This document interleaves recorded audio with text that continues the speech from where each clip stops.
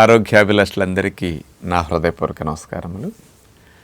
నీళ్ళల్లో నానపెట్టుకుని సింపుల్గా సులభంగా తీసుకోగలిగే విత్తనాలు రెండు ఉంటాయి.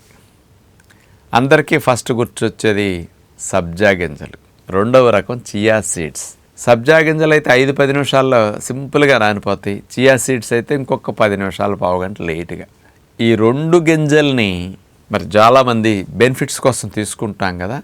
ఈ సబ్జా గింజలు చియా సీడ్స్ని రెండుటిని కనుక కంపేర్ చేస్తే పోషకాలు ఏ విషయంలో ఏది బెస్ట్గా ఉంటుంది, ఈ రెండిట్లో ఏది బెస్ట్, ఇలాంటి విషయాన్ని ఈరోజు మన ఫాలోవర్స్ అందరికీ అందించబోతున్నాను. ముఖ్యంగా తీసుకుంటేనండి 100 గ్రాముల చియా సీడ్స్లో లభించే శక్తి 486 కిలో క్యాలరీలు. అదే సబ్జా గింజలైతే 513 కిలో క్యాలరీలు. శక్తిలో సబ్జా గింజలే ఎక్కువ అని చెప్పొచ్చు ఇక్కడ. కానీ బలానికి చియా సీడ్స్, అందుకని తక్కువ సమయంలో స్పీడ్గా నానిపోయి స్పీడ్గా లోపలికి వెళ్ళిపోయి ఎక్కువ ఎనర్జీని ఇవ్వడానికి పెద్ద వయసు వారికి, ముసలి వారికి కూడా బలం విషయంలో చియా సీడ్స్ కంటే సబ్జా గింజలే బెస్ట్ అన్నట్టు ఇక్కడ అర్థమవుతుంది. ఇక రెండో విషయం తీసుకుంటే కార్బోహైడ్రేట్స్, పిండి పదార్థాలు. 100 గ్రాముల చియా సీడ్స్లో 42 గ్రాముల పిండి పదార్థాలు ఉంటాయి. మరి సబ్జా గింజల్లో 44 గ్రాముల పిండి పదార్థాలు ఉంటాయి. దగ్గర దగ్గర రెండు సమానమే అనొచ్చు. మనందరం కూడా ఎక్కువ ధాన్యాలు ఎక్కువ వాడతాం కదా. యావరేజ్న ధాన్యాల్లో 68 గ్రాములు పిండి పదార్థాలు ఉంటాయి. యావరేజ్ అన్ని మిలెట్స్లో తీసుకుంటే.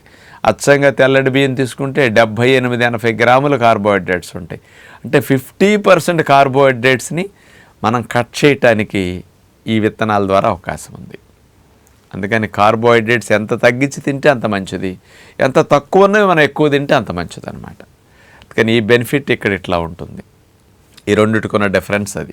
ఇక మూడవది ప్రోటీన్ విషయానికి వస్తే 100 గ్రాముల చియా సీడ్స్లో 16 గ్రాములు మాంసకృతులు ఉంటాయి.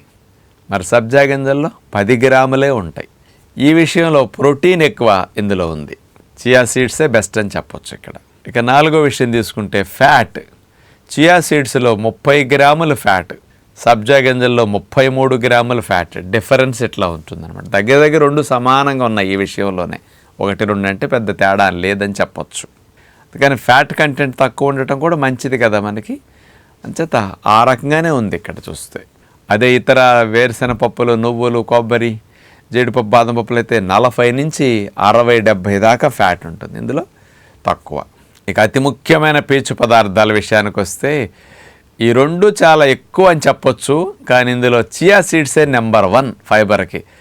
100 గ్రాముల చియా సీడ్స్లో 35 గ్రాముల పీచు పదార్థాలు. అదే సబ్జా గింజల్లో 23 గ్రాములు. ఈ పీచు పదార్థాలు ప్రేగులను బాగా క్లీన్ చేయటానికి, మోషన్ సుఖంగా అవటానికి, గుడ్ బ్యాక్టీరియాలు పెంచి బ్యాడ్ బ్యాక్టీరియాలు తగ్గించటానికి, అనేక రకాలుగా రక్తంలో చక్కెర స్థాయిలు నియంత్రించడానికి, కొలెస్ట్రాల్, ట్రైగ్లిజరైడ్స్ లాంటివి పెరగకుండా కంట్రోల్ చేయడానికి ఎన్ని బెనిఫిట్స్ ఇస్తాయో అలాంటి మెయిన్ బెనిఫిట్స్ ఈ రోజుల్లో అందరికీ అవసరమైన ఫైబర్స్ ఇందులో పుష్కలంగా ఉంటాయి. అందుకని 2 విత్తనాలు ఇందులో బాగా బెస్ట్ అని చెప్పొచ్చు. మిగతావన్నీ చాలా వాటిలో దొరుకుతాయి. ఇంత సులభంగా ఇంత ఎక్కువ ఎక్కడా దొరకవు. ఇది బెనిఫిట్ అన్నమాట. ఇక కాల్షియం అనేది విత్తనాల్లో చాలా ఎక్కువ ఉంటుంది. 100 గ్రాముల చియా సీడ్స్లో 631 మిల్లీగ్రాము కాల్షియం ఉంటుంది. అదే సబ్జా గింజల్లో 636 మిల్లీగ్రాముల కాల్షియం. అంటే రెండు పోటీ పడుతున్నాయి. దగ్గర దగ్గర అట్లా ఉందన్నమాట చూస్తే. మరి పాల కంటే దగ్గర దగ్గర 6 రెట్లు కాల్షియం ఎక్కువ. అంటే అంత ఎక్కువ కాల్షియం అందించే మంచి విత్తనాలు ఈ రెండు కూడా. ఇక ఎముకకు కావాల్సింది ఒక కాల్షియమే కాదు కదా, కాల్షియంతో పాటు ఫాస్ఫరస్ కూడా ఎక్కువ కావాలి. ఈ ఫాస్ఫరస్ కూడా చాలా రిచ్గా ఉంటుంది. చియా సీడ్స్ 100 గ్రాముల్లో తీసుకుంటే 860 మిల్లీగ్రాములు ఫాస్ఫరస్ ఉంటుంది. అదే సబ్జా గింజల్లో 700 మిల్లీగ్రాముల ఫాస్ఫరస్ ఉంటుంది. ముఖ్యమైన బాగా అవసరమైన పోషకాలు మిగతావన్నీ ఉంటాయి. ప్రతిదీ చెప్పుకోలేం కాబట్టి ఆటోమేటిక్గా అవన్నీ వస్తుంటాయి. ఈ చియా సీడ్స్, సబ్జా సీడ్స్ని కంపేర్ చేస్తే ఇంకొక ముఖ్యమైనది ఉందన్నమాట, అడ్వాంటేజ్ వచ్చేది. ఇప్పటి వరకు చియా సీడ్స్లోను, సబ్జా గింజల్లోనూ మనకు లభించే ముఖ్యమైన పోషకాలన్నీ విన్నాం. ఇంకా చాలా పోషకాలు ఉంటాయి, కానీ అవన్నీ పెద్ద ముఖ్యం కాదు, ఉంటాయి బాగానే. అతి ముఖ్యమైనది చియా సీడ్స్లో మాత్రమే ఉండి సబ్జా గింజలు అస్సలు లేనిది. ఇది ఒక్కదాని వల్ల సబ్జా గింజల కంటే చియా సీడ్స్ ఇంకా మంచిది అనడానికి కొన్ని అవకాశాలు ఎక్కువ కనపడుతున్నాయి. అదేంటో తెలుసా? ఒమేగా-3 ఫ్యాటీ యాసిడ్, అంటే ఆల్ఫా లెనోలెనిక్ యాసిడ్ అనే రూపంలో ఉండే ఒమేగా-3 ఫ్యాట్ 100 గ్రాముల చియా సీడ్స్లో 18 గ్రాములు ఉంటుంది. చేపల కంటే 50-60 రెట్లు పైన ఎక్కువ ఉంటుందన్నమాట ఒమేగా-3 ఫ్యాట్ ఇందులో. మరి అదే ఒమేగా-3 ఫ్యాట్ సబ్జా గింజల్లో 0 అస్సలు ఉండదు. అందుకని చియా సీడ్స్ బాగా మంచిదంటానికి ఇవి.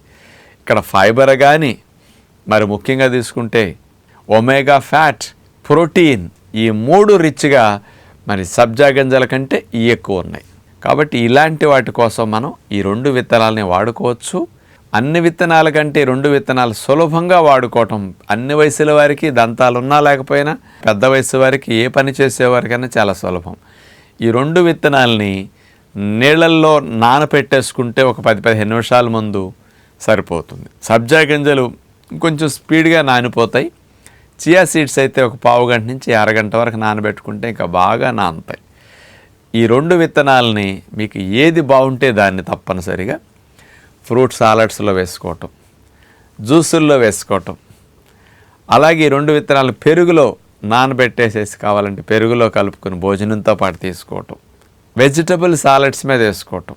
ఇట్లా ఏది తింటున్నా అందులో ఈ సబ్జా గింజలు కానీ చియా సీడ్స్ని కానీ మీరు వాడుకోవచ్చు.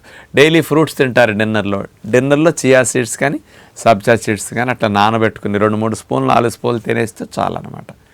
అంటే బాదం, జీడిపప్పు, పిస్తాలు, వాల్నట్స్, పుచ్చగింజలు ఎట్లా తింటాం నానబెట్టుకుని, అలాంటి విత్తనాలు ఇది ఒక రకం అనుకోండి.